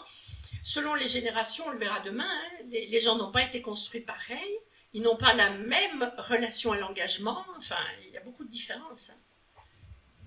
Donc, je ne veux pas trop vite aller sur demain. Ça marche, ça? Voilà. Donc, ça, si je reviens à vous, on développera encore demain d'autres choses, mais si je reviens à vous, vous pourriez dire, il y a tellement longtemps que je voudrais passer le relais, je gémis, on n'y arrive pas, c'est dur, on ne trouve personne. je dirais, oui, vous avez trouvé personne, mais pourtant il y avait des gens qui étaient là. Mais on a parfois des aveuglements parce qu'on a des peurs. Déjà, c'est vrai que si vous transmettez le relais à quelqu'un qui ne le mérite pas ou qui massacre votre travail, je comprends que vous ayez peur, hein. C'est normal d'avoir peur. Mais il faut, au-delà de ça, au-delà de l'erreur qu'on peut faire, ça arrive à tout le monde, mais on ne vous le souhaite pas. Le premier pas, c'est de sortir du déni. C'est-à-dire, qu'est-ce qui fait que j'ai des freins? Je voudrais partir, j'ai besoin de partir, j'ai toutes les bonnes raisons de passer le relais, mais non. C'est quoi ce non à l'intérieur qui fait que finalement, au-delà de ce que vous dites et de ce que vous pensez, il y a des sacrés freins à l'intérieur qui fait que vous n'êtes pas prêt du tout. Et j'allais dire, on se la raconte dans ces cas-là. On se la raconte. On s'est fabriqué une histoire qui nous justifie de ne pas passer le relais. Alors vous pourriez dire, Elisabeth, tu nous traites de menteurs. Non, parce que bienvenue au club des gens normaux. On y est tous passés. Il y a des choses, on sait qu'il faut les faire, mais on n'y va pas, on n'y arrive pas parce qu'on a des vrais freins. Là encore, on en parlera dans l'identité. On met aussi notre identité dans ce qu'on fait. Et puis, le piège est grand parce qu'on travaille pour Dieu. Alors on a envie de dire, je prends toute l'identité de Dieu, je suis le représentant de Dieu, je travaille pour Dieu, donc je travaille à 300% pour Dieu. Et du coup, passer le relais, c'est être vide, sans objectif, dépourvu d'identité tout d'un coup. C'est la langouste qui a perdu sa carapace. Bon, c'est qu'elle est cuite et qu'on va la manger. Hein. Mais vous voyez ce que je veux vous dire. Qu'est-ce que vous avez mis comme carapace qui vous tient debout dans votre ministère? Et vous êtes pourtant une bonne personne, comme la langouste. C'est délicieux, la langouste. Mais vous avez mis une carapace. Et la carapace, elle vous tient debout. Et vous vous dites, si je lâche ça, je ne suis plus rien. Je suis fini. Je ne vaux rien. Je vais m'ennuyer. Je suis vide. Je n'ai plus de valeur aux yeux des autres. Mes relations vont devenir quoi? Et ça fait flipper. C'est comme la mort, quoi. On dit, voilà, on a mis le trou devant moi et je vais tomber dedans. C'est souvent vécu comme ça. Je mets des mots, et puis peut-être vous pourriez encore en ajouter d'autres, mais combien de fois j'ai vu des personnes qui réagissent comme ça? Je dis, mais si on me prend ça, voilà, quoi, je ne suis pas finie encore. C'est des gens qui passent le relais, mais qui continuent à le tenir. J'ai vu par exemple un passage de relais d'une personne qui s'est fait, un passage de relais qui s'est pas bien fait, trop vite et puis pas bien. La personne voulait passer le relais, mais finalement n'était pas mûre du tout pour le faire. Et cette personne, pourtant, a changé de région, mais elle a continué à faire un dégât pas possible. Pourquoi? Parce que le relais, non seulement il n'était pas préparé, mais à contre-coup, il a été mal vécu. À la fois, je veux le relais, à la fois, j'aurais jamais dû. Vous voyez? Et du coup, ça fait des catastrophes, ça, au niveau de l'Église. Donc, comment éviter ça? En sortant du déni. Qu'est-ce qui fait que je veux passer le relais? Mais qu'est-ce qui fait que j'en ai pas du tout envie? Ça s'appelle un esprit de vérité. Entre moi et moi-même, on va se parler vrai. Et on peut même appeler un témoin qui s'appellera le Seigneur. Seigneur, toi et moi, on va discuter. Je veux passer le relais, je suis fatiguée, j'en ai marre, j'ai plus de patience, je voudrais faire autre chose, ma canne à pêche m'attend, tout ce que vous voulez. Vous lui faites la liste de toutes vos motivations, puis elles sont vraies. Puis après, vous tirez un trait, puis vous dites, je vais t'expliquer pourquoi, en fait, je ne veux pas passer le relais. Je ne veux pas. Puis après, je vais t'expliquer pourquoi je ne peux pas. Et ça, c'est ouvrir la vérité du cœur. Je ne vous dis pas qu'il faut le faire avec votre voisin. Je dis, faites-le en face à face avec vous-même, en vérité avec vous-même et en vérité avec Dieu. Et quand ça sera couché sur le papier, le diable aura perdu son pouvoir. Vous voyez?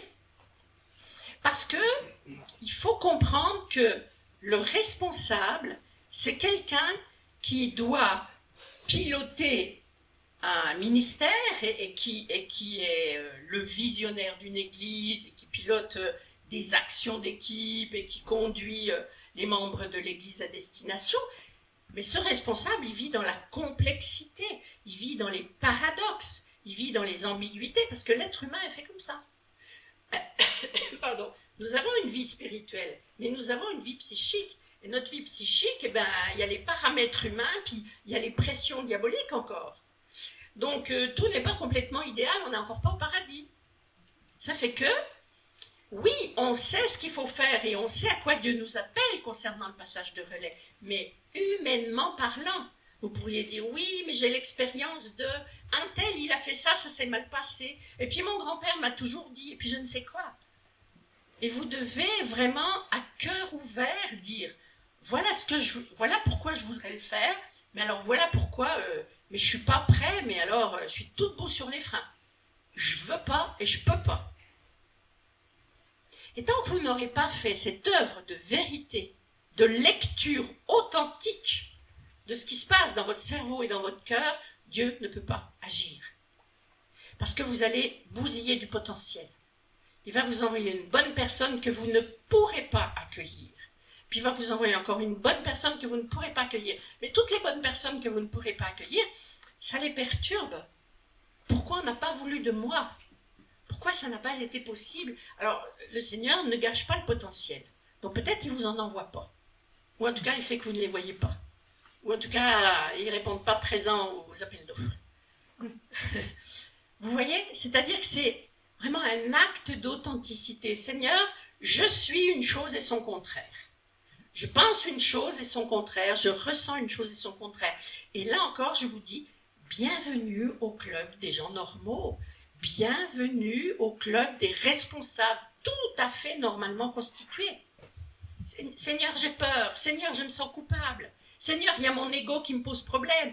C'est normal. C'est un responsable normal qui ressent ça.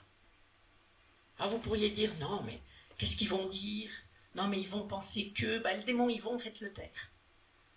Vous êtes normal quand vous avez des pensées paradoxales, quand c'est ambigu, quand c'est complexe, quand vous avez la trouille, quand vous vous sentez coupable, quand vous avez honte, c'est normal. Quel est le responsable qui sent pas ça? C'est un inconscient. C'est un inconscient.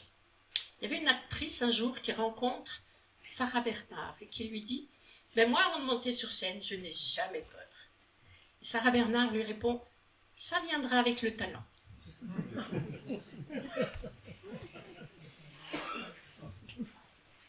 On a du trac, on a du stress, on est confus, on a peur de se tromper.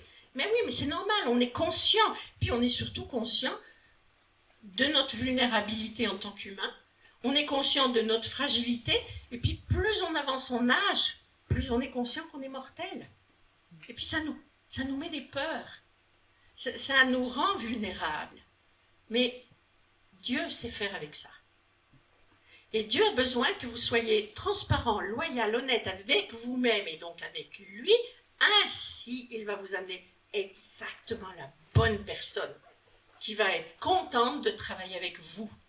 Parce que vos vulnérabilités ne seront pas, pour cette personne-là, un problème. Voyez-vous, la bonne personne existe. Elle attend que vous soyez prêts. Et Dieu dit, je vous mets dans les starting blocks. Mais il y a un travail de préparation à faire. Sortir du déni. Qu'est-ce qui fait que je veux y aller? Qu'est-ce qui fait que je veux absolument pas y aller? Même si je sais qu'il faut y aller. Hein? Il faut accepter qu'une certaine colère peut être ressentie aussi. Hein? Vous dites peut-être, ouais, mais moi, je suis en colère à l'idée que je vais donner tout le fruit de mon travail à quelqu'un. Eh ben, ça me fait suer, j'ai pas envie, j'ai bossé. J'en connais des comme ça. Il faut aussi repérer les marchandages que vous avez mis en place. Oui, on va préparer le relais, on s'en occupe. Je repère, il y a bien quelqu'un que j'ai vu. Et puis, en réalité, ça, c'est tout un gentil discours pour que ceux qui s'inquiètent de la succession puissent se taire et vous les renvoyer dormir tranquilles pendant que vous bataillez avec vos émotions et que vous galérez. Donc, on a mis en place comme ça des fausses attitudes qui font que les gens ne voient pas ce qu'on vit dans la réalité. Ben oui, on est des menteurs au fond, hein, c'est vrai, je me rends compte, mais c'est comme ça, on est humain. En tout cas, repérer les marchandages, hein, c'est-à-dire tout ce qu'on a mis en place dans le discours, dans les attitudes pour montrer aux autres quelque chose, en fin de compte, on n'en est pas là. Et puis, accueillir la tristesse aussi. Ben zut, je vais lâcher le ministère, je vais lâcher ma relation aux autres, ça restera des amis, mais je ne serai plus leur pasteur. Et puis, puis mince, j'ai plus 30 ans, ça me fait suer quand même. Et puis moi, j'aimais bien quand on cavalait, puis maintenant, c'est quelqu'un qui va cavaler à ma place. Puis, on a des tristesses parce qu'on perd des choses. Il y a des pertes quand on raccroche. C'est normal. Mais j'ai une bonne nouvelle pour vous. Si vous croyez que vous êtes vieux, regardez donc ça avec les yeux du Seigneur. Quand vous raccrochez une mission, Dieu dit « Bienvenue pour la prochaine ». Vous êtes ancien dans une fonction, vous voilà tout nouveau dans la nouvelle. Voyez? Alors réjouissez-vous pour votre avenir. Vous comprenez ça? Mais il y a une tristesse à ce qu'on va lâcher. Ah, je lâche l'église, je lâche les reines, je lâche la relation, je lâche l'image que je donne aux gens. Ah, quand même, le pasteur, on le respecte, on l'aime bien, on le gâte, c'est quand même bon ça. Et dites, Seigneur, il n'y aura plus personne pour me gâter. Ne vous inquiétez pas, il va le faire. Peut-être vous dites, mais je vais faire quoi, moi, de ma journée? Je vais regarder tomber la poussière? Je vais écouter pousser l'herbe? Non, ne vous inquiétez pas. Vous êtes missionnaire, missionné jusqu'au bout. Ne vous inquiétez pas, la fonction va changer. Il y aura sans doute un petit temps de repos, une déprogrammation.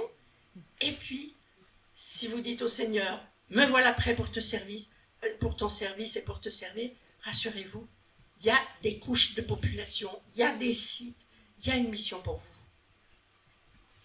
Vous le croyez? Parce que dans la Bible, je n'ai pas vu parler de retraite. La sécurité sociale dit vous êtes vieux 50 ans. Ok, mais la retraite, la Bible ne dit pas ça. Regardez, ceux qui ont travaillé pour le Seigneur, c'est jusqu'à la mort. Jusqu'à la mort. Et même David a parlé de sa succession, il a agi pour sa succession. Franchement, il était moribond. Il était tellement moribond qu'il fallait le réchauffer. Mais quand un de ses fils a voulu usurper le pouvoir à un autre, le roi a retrouvé toute sa capacité. Je ne sais pas où il a trouvé ses forces puisqu'il ne quittait pas son lit. Mais là, l'autorité qu'il avait, il l'a placée où il fallait. Et je vous dis que c'est encore le diable qui a perdu. Et la volonté de Dieu a été faite dans l'autorité manifestée par David, mais franchement à 2 pas de sa tombe. Je veux vous dire par là que on n'est pas grillé avant que Dieu l'ait dit. Donc arrêtez d'écouter les statistiques de la sécurité sociale, ça vous dit des mensonges. Donc oui, vous allez lâcher quelque chose, mais de toute façon, toute votre vie, vous avez lâché. Hein. Un jour, vous avez lâché le trotteur qui fait que vous aviez réussi à vous mettre debout. Après, vous avez lâché les petites roulettes de votre vélo. Après, vous avez lâché les jupons de maman. Enfin, vous avez fait que ça, hein, lâcher toute votre vie. Donc, voilà, ça continue. Non? Ben oui, hein. Donc voilà, soyez pas tristes. Mais le petit enfant, quand il faut lâcher les jupons de maman, il pleure. Quand on enlève les roulettes, il a peur. Mais n'empêche que 20 ans plus tard, il est sacrément content d'avoir lâché les roulettes. Bon, voyez? Donc oui, vous allez lâcher des choses, mais c'est pas fini. Arrêtez de vous regarder avec les yeux humains dans le miroir. Oh, j'ai des cheveux blancs, je suis vieux. On s'en fout. C'est pas comme ça que ça marche dans le regard de Dieu. Dieu sait que votre corps a une finitude, mais il nous rajeunit comme l'aigle. Alors c'est quelle partie de nous qui le rajeunit comme l'aigle? C'est le mental, c'est la foi, c'est la détermination, c'est le ministère, ça s'exprime dans le ministère. Alors peut-être vous allez dire, je ne vais plus rouler en tandem sur le ministère que je connaissais depuis 30 ans, c'est pas grave. Vous allez apprendre à faire la trottinette avec le Seigneur. Pas la trottinette matérielle, mais vous allez avoir autre chose à faire qui va être complètement adaptée et qui représentera pour vous un challenge et un défi. Comme vous avez relevé le défi dans l'église, ça continue, c'est pas fini. C'est pas fini. Ça sera jamais fini. Tant que Dieu aura dit, c'est pas fini. Mais il faut accepter qu'il y a une tristesse. Il y a des choses, vous ne les ferez plus. Quand on demandera l'avis pour ceci, pour cela, peut-être vous serez plus au courant. C'est pas grave. Vous allez marcher sur un autre chemin, plus adapté, où vous porterez beaucoup plus de fruits. Parce qu'il faut reconnaître qu'aujourd'hui, avec les jeunes générations, je connais une église là, où j'accompagne des responsables. Ça fait un sacré paquet de temps que j'accompagne les responsables dans cette église. Ça fait... J'ai vu 3 ministères là, donc je ne sais pas combien de temps ça fait. Je n'ai pas compté. Je crois 25 ans, plus de 30 ans, je ne sais pas. En tout cas, je suis arrivée au premier qui venait de prendre la succession. Et puis qui a pris un adjoint. Et puis l'adjoint a pris le pouvoir et le responsable est devenu l'adjoint. Et puis là, maintenant, ils ont mis à nouveau des jeunes. Et je me dis, mais ces jeunes-là, qui reprennent maintenant les rênes, mais ils sont complètement adaptés au territoire de leur ville. Un territoire de violence, multiculturel plus, anti-chrétien bien comme il faut. Et alors ils ont mis 2 responsables. Au lieu de mettre un pasteur, ils ont mis 2 pasteurs responsables. Mais heureusement, parce que dans le terrain sur lequel ils vont, là, ils ne seront pas trop de 2 pour porter, et puis les femmes pour prier et pour agir. Ils ne seront pas trop de 2, franchement.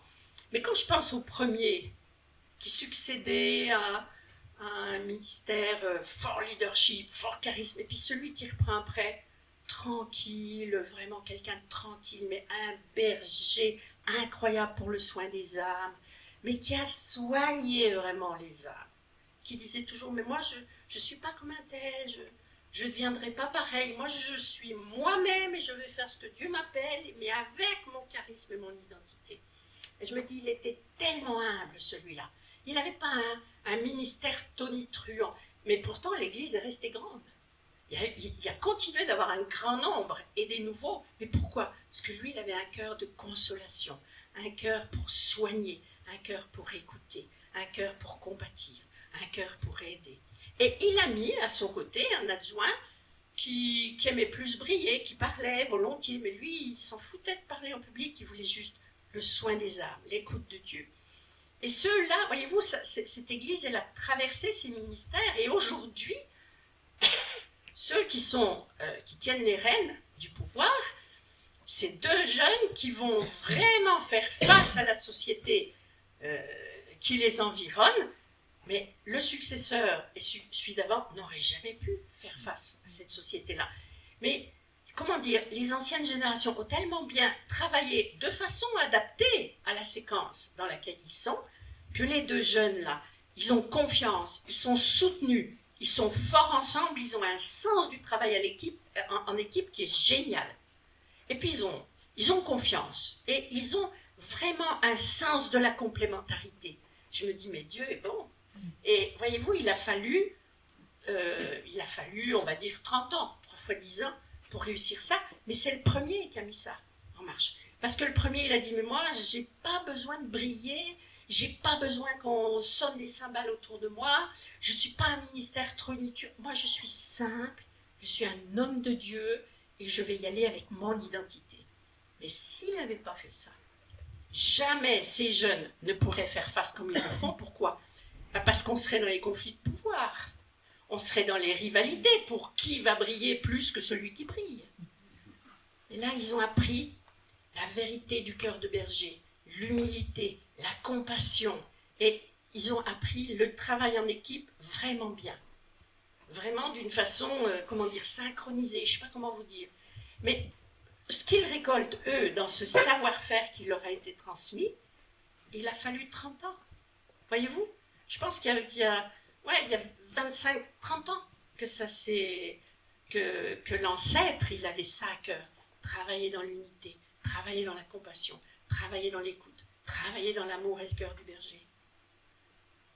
Mais au moment où la société dit on va rugir et on va casser l'église, là, il y a 2 jeunes qui arrivent et disent vous allez nous trouver là. On est là. Et on y est bien. Et ces 2-là, ils font le poids. Comment vous dire on lâche aussi le flambeau quand c'est le bon moment. Jamais les 2 anciens pasteurs n'auraient pu faire face. Et par contre, ils sont en soutien, en prière, en renfort, amical, chaleureux, des encouragements. Vous voyez ce que je veux dire? Donc lâcher les rênes du pouvoir, c'est aussi dire je ne suis plus la bonne personne par rapport à la société qu'il va falloir accueillir.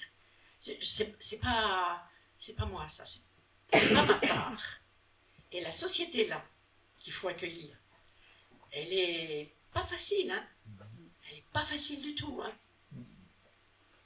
Voyez, donc oui, on est triste de ce qu'il faut lâcher, mais il faut regarder plus haut et se dire, mais suis-je adapté, moi, pour ce qui vient? Est-ce que je suis la personne qui a envie de tenir le bateau dans les tempêtes vraiment apocalyptiques? Bon, vous en avez vécu, des tempêtes apocalyptiques, ça serait peut-être des gens qui ont des muscles différents, non? Qui pourraient prendre le gouvernail. Vous allez vous épuiser. Donc oui, on passe le relais, oui, on est triste, mais aussi il faut voir où est-ce que l'Église va, et peut-être que c'est bien aussi que ceux qui sont préparés et adaptés aient l'opportunité d'être là au bon moment, parce que c'est eux qui sont programmés pour cette période-là. Et puis il faut accepter avant de renaître, c'est comme les processus du deuil, hein. Il faut accepter la situation, ainsi on va pouvoir, j'allais dire, purger tout ce qu'il y a à purger dans le ressentiment et les amertumes, et puis on va pouvoir avancer dans la nouveauté de vie pour vous, pour le chemin qui est adapté pour vous. Et c'est là que vous allez trouver le sens, vraiment. C'est après seulement que vous trouverez le sens de ce que vous avez vécu, le sens de ce qui s'est passé. C'est seulement quand vous aurez fait tout ce processus et que vous aurez du coup pu lâcher prise, que vous aurez accepté, donc vous pourrez lâcher à ce moment-là, et là vous direz, mais je comprends mieux ce que Dieu a fait, pourquoi il l'a fait comme ça. C'est seulement à ce moment-là. Jusqu'à ce moment-là, avant ce moment-là, Dieu vous met à l'épreuve de la foi. Voilà. Jusqu'à quelle heure? Jusqu'à la fin. Oui, mais là, non, je ne sais pas jusqu'à quelle heure tu as prévu. On a encore quelques minutes ou pas? Ah ouais, je m'arrête. T'as pas le programme sous les yeux. L'heure, c'est quoi? On a commencé à... Bon. Allez. Donc là, je vous ai parlé de vous. Mais il s'agit de lui aussi, celui qui va arriver. Celui qui va arriver, il va prendre du leadership, il va être leader dans une équipe déjà constituée. C'est tout sauf facile, tout sauf confortable, parce que ceux qui sont autour de vous vous connaissent, vous apprécient ou pas, mais sont habitués à vous. Et lui, il doit prendre le relais. Et quand il prend le relais, idéalement, il y a des membres de l'équipe qui devraient changer. C'est-à-dire, c'est très difficile de prendre le relais dans une équipe déjà constituée et quand on n'a pas du tout de gens qui nous suivent. Il faut que le nouveau ait aussi ses disciples, entre guillemets. Il est leader, il faut aussi qu'il ait ses suiveurs. Ça va être très difficile, mais dans un premier temps, il entre dans l'équipe que vous avez constituée, qui est là, et il va devoir faire avec ça. Alors, vous pensez bien que ça doit être difficile. C'est difficile de se dire, pourquoi est-ce qu'ils m'accorderaient leur confiance? Pourquoi ils accepteraient que mes idées sont les bonnes? Pourquoi ils accepteraient mon autorité? Comment je vais faire pour qu'ils acceptent mon autorité? L'équipe déjà constituée, c'est des gens qui savent pratiquement plus de choses que lui sur le leadership à cet endroit-là. Et il va devoir prendre les rênes du pouvoir. Donc vous voyez, il a lui aussi ses stress. Il a ses stress, ça n'est pas que confortable. Mais ce qui est important, c'est d'observer celui qui prendra votre place comme ayant la capacité à devenir comme Jésus, un leader serviteur. Jésus a choisi de vivre dans une famille pauvre, pas agressive, pas armée, pas riche. Et pourtant, c'est le roi. Il a quand même quitté un paradis dont on ne peut même pas imaginer ce que c'est. Et il arrive là, comme le roi des Juifs. Mais comment il a fait pour être le roi des Juifs? Il a servi, il a guéri, il a prié, il a eu compassion, il a enseigné toutes ces missions-là. Ça ne lui a pas donné la grosse tête. Au contraire, il a même dit que pour le suivre, on allait marcher sur le même chemin. Or, on va voir demain dans l'intergénérationnel qu'on n'a pas beaucoup de candidats sur cette route-là. Certains se disent « Ah, enfin mon tour !» « Ah, enfin le vent a tourné !» « Enfin, il y en a qui partent en retraite et ça va être mon heure de gloire. Il n'est pas trop tôt. » Depuis le temps que j'attends. D'autres penseront autrement. J'ai peur, je ne sais pas si je vais y arriver, peu importe. Mais en tout cas, il y a une tempête émotionnelle chez celui qui va reprendre, soit parce que, voilà, soit parce qu'il voulait vraiment le pouvoir, soit parce qu'il a un vrai appel, mais on verra demain sur quoi est basé l'appel. Ceux qui veulent le pouvoir ne sont pas forcément ceux qui ont l'appel. Et ceux qui ne veulent pas du pouvoir ne sont pas forcément des gens qui n'ont pas d'appel. Alors, il y a des fois, ils ont un appel et ils veulent bien le pouvoir, et d'autres fois, on leur donne le pouvoir, mais ils n'avaient pas l'appel, et etc. Bon. Donc, est-ce qu'on a des cœurs suffisamment bien façonnés pour se dire on a une pépinière de leaders-serviteurs? Et bien là, j'allais vous dire, vous allez commencer aujourd'hui à les fabriquer.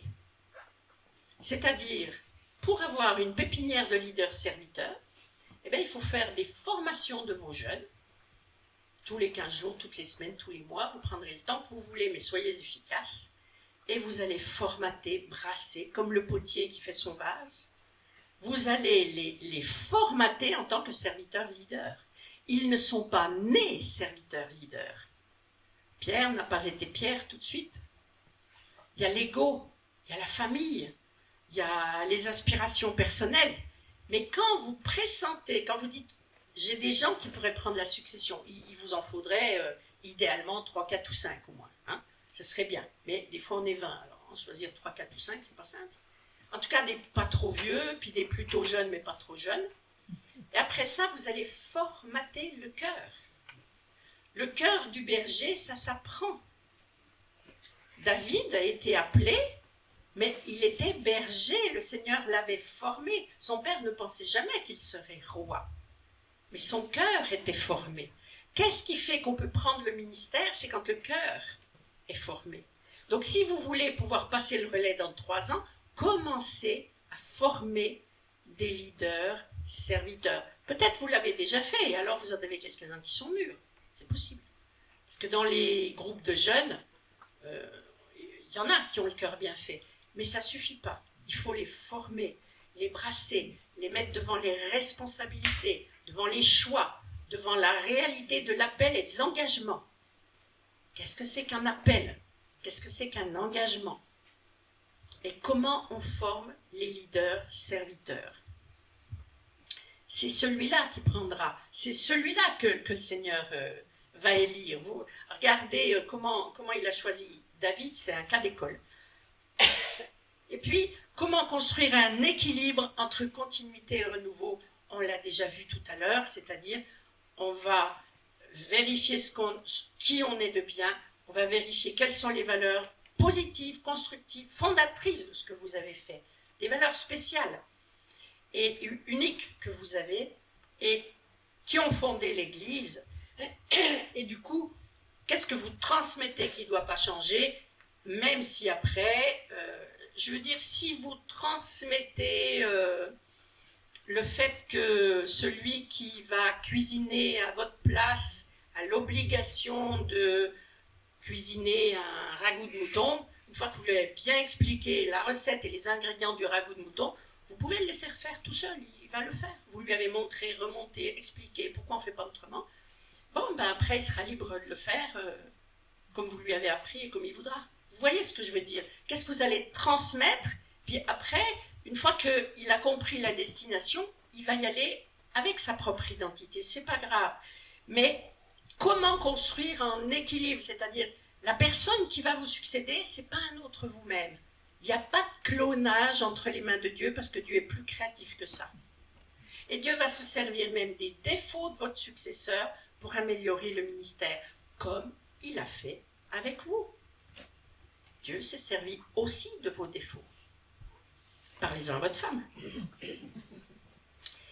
Et on transmet les soutiens qu'on a, les soutiens financiers, on transmet les encourageurs, on transmet les intercesseurs. Et parfois on a la frousse. Non, mais si je transmets les gens qui me soutiennent, j'aurai moins de sous. Eh bien, pas sûr. Pas sûr, c'est eux qui choisiront. Mais avez-vous déjà vu le Seigneur vous abandonner? Si ce n'est pas un tel qui vous soutient, c'est un autre. Et puis voilà. Vous ne perdrez rien en donnant. Ça, c'est une loi biblique. Ouais. On ne perd rien en donnant. Donc, pour transmettre, soyez généreux. Soyez généreux. Soyez généreux. Et pour conclusion, il s'agit d'eux. Les membres de votre Église tiennent à vous. Ils m'aiment. Oh ben les pauvres, je ne veux pas les abandonner. Non, Madame Intel, elle y survivrait pas. Donc, il faut attendre qu'elle meure, là. Eh bien, il y en a qui vont prier, hein, parce que ceux qui voudraient le pouvoir, bon, enfin, vous voyez ce que je veux dire. Ne nous transformons pas. Oui, ils vous aiment. Oui, ils vous apprécient. Et puis tout le monde est conscient que ça fait partie de la vie. Vous avez mis des enfants au monde parce qu'après vous, vous voudriez bien que ça continue, mais pourtant, ça ne sera pas vous. Ben, c'est pareil dans l'Église. Donc, ils veulent du changement. Ils vous aiment d'un côté, mais ils tiennent aux habitudes. Ils veulent du changement, mais ils veulent que ça change comme vous. C'est-à-dire, je veux du changement, mais il faut que la personne, elle vous ressemble. Il faut qu'elle fasse comme vous. Et puis, il ne faut rien changer, parce que c'est bien comme ça. Et puis, ça a toujours été comme ça. Donc, changeons le fait qu'on change. Donc, on ne change rien. Ça va comme ça? Et puis, ils veulent du changement, oui, mais... Oui, rassurez-vous, pasteur, on va l'aider. Oui, on va l'aider. Il faut place aux jeunes. Oui, pasteur. Pas vrai du tout. Pas vrai du tout. Parlez-en aux jeunes pasteurs qui sont soutenus dans ces conditions-là, vous allez voir. Et ça dépend pourquoi? Parce qu'ils ont les freins. Comme vous, je vous ai dit, il y a de l'ambiguïté, de l'ambivalence, des peurs. Et puis personne n'a envie de subir le changement. Parce qu'au fond, les membres de l'Église subissent le changement. Ils le veulent parce qu'ils voient bien que vous vieillissez, mais ils subissent quand même. Parce que pour certains, s'ils avaient le pouvoir, vous n'auriez jamais vieilli. Jamais. Vous vous seriez, cristallisé, vous n'auriez jamais vieilli. Donc, comme ça, vous savez, c'est comme l'enfant qui voit papa idéal, maman idéal. Ça ne change pas. Il sera petit toute sa vie. Et les parents seront là toute leur vie. C'est le syndrome de Peter Pan.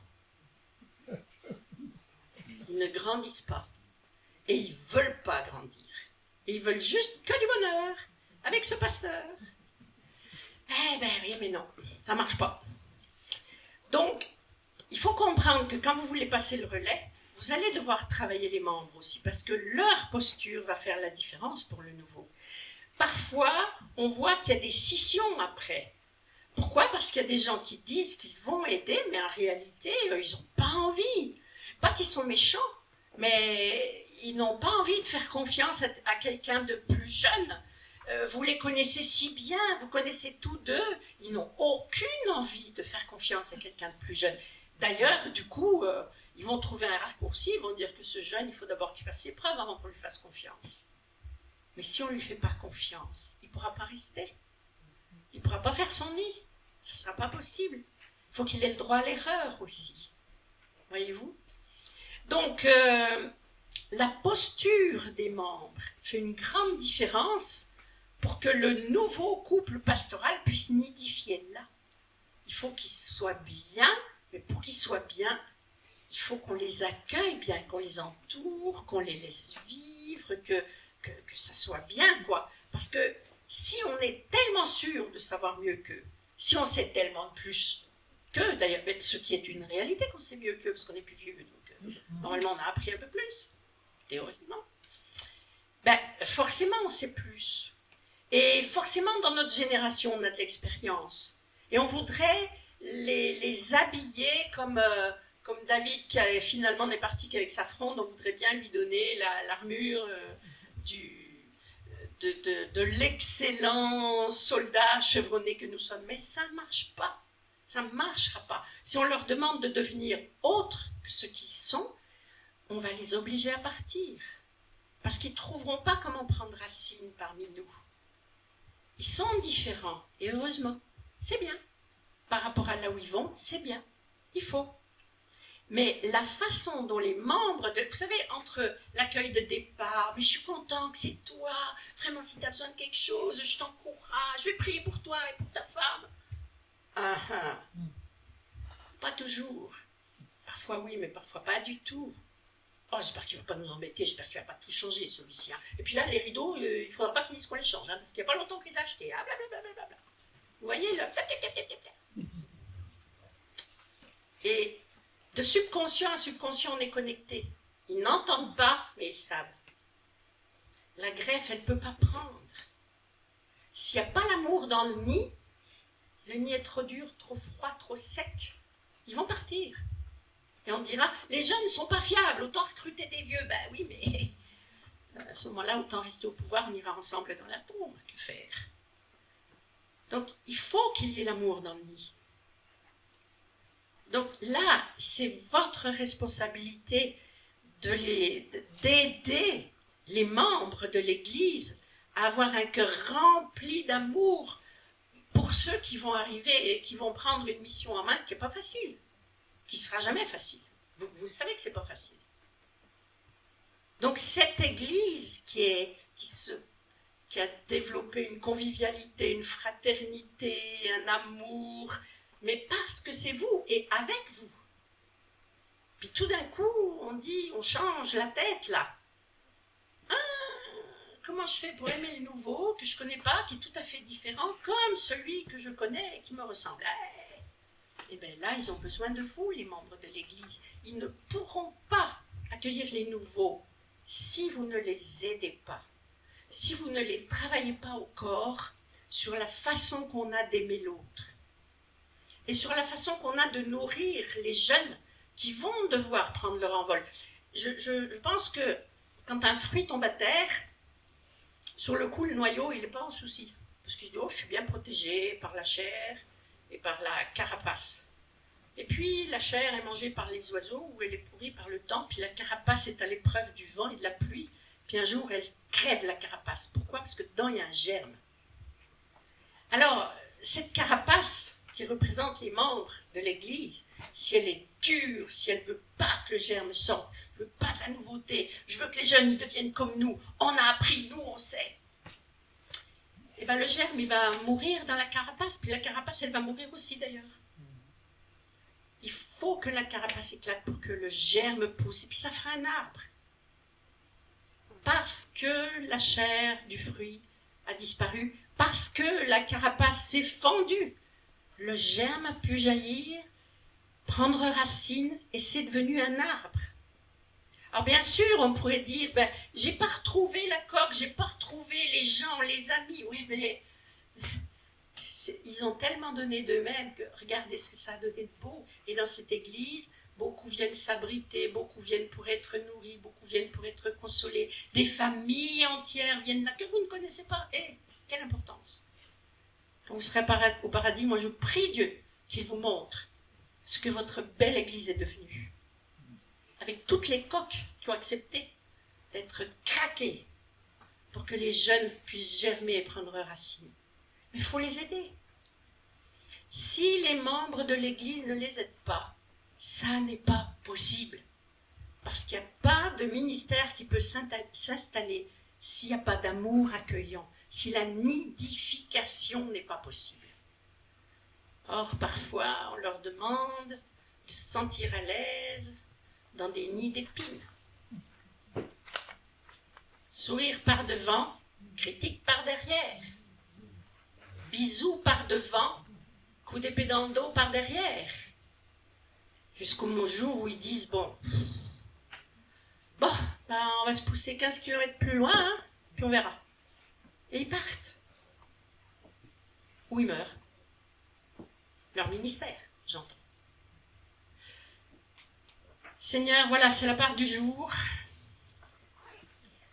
Seigneur, je te prie vraiment que tout ce qui est de toi, tout ce qui peut aider, tout ce qui correspond très exactement aux situations de chacun, eh bien, tu l'enracines dans les pensées, dans les cœurs, dans la mémoire, dans l'intelligence, que ça fasse partie des ingrédients du futur projet, les ingrédients de réflexion qui vont faire jaillir un bon projet qui vient de toi concernant les successions à venir et surtout le travail en intergénérationnel. Père éternel, je te confie cette nuit, je te confie tout ce qui a été dit, vécu, toute l'imagerie mentale de chacun, tous les exemples qui leur sont venus à la tête, toutes les questions non posées. Père éternel, qu'il n'y ait rien de perdu. Que tout ce qui est de toi soit stocké et puisse ressurgir dans leur vie au moment opportun. Nous te rendons gloire, Seigneur, parce que nous sommes là pour te servir et nous voulons être des coquilles qui acceptons de craquer pour que tu puisses, au travers de nous, implanter des arbres qui vont servir aux autres et qui vont donner la vie. Père éternel, bénis-les, bénis-nous, et par-dessus tout, que toute la gloire te soit rendue, car tu es le chef d'orchestre, le Créateur et le Père. Au nom de Jésus-Christ, je t'ai prié.